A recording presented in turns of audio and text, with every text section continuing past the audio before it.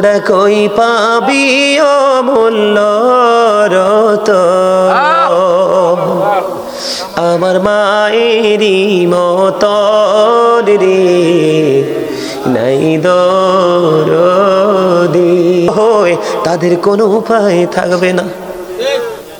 এমনি পাবে বন্ধু, মায়ের অভিশাপে যেমনি আমার দিকে তাকান, মায়ের অভিশাপে যেমনি সন্তানটাকে হয়ে গেল বিপদ থেকে বন্ধু বিপদে পড়ে গেল, ঠিক তেমনি ভাবে আমি আপনাদেরকে বলি আরেকটা হাদিস শরীফ বন্ধু, এটাও বুখারী মুসলিম শরীফের মধ্যে এসেছে। বলবো নাকি শেষ করে দিব? হ্যাঁ, আরো শুনবেন? চলবে? অত্যন্ত মজার একটা ওয়াজ বন্ধু, অত্যন্ত মজার একটা হাদিস। এখান থেকে সত্যিকারের মুমিন যারা রে, ও বন্ধু আপনাদেরকে আমি এর মাঝখান দিয়ে আরেকটা মেসেজ দিয়ে দিই।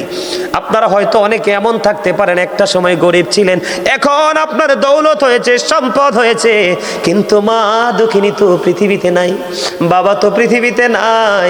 এখন আপনি মনে মনে চিন্তা করেন, হুজুর আমার বাবা মা পৃথিবীতে যখন ছিল গো, আমার তো দৌলত ছিল না, এখন মা বাবা তো পৃথিবী থেকে চলে গেল, আমাকে আল্লাহ দৌলত দিয়েছে, আমি তো বাবা মাকে ভালোবাসতে পারি না, আমি আমার মা বাবাকে ভালোবাসতে চাই।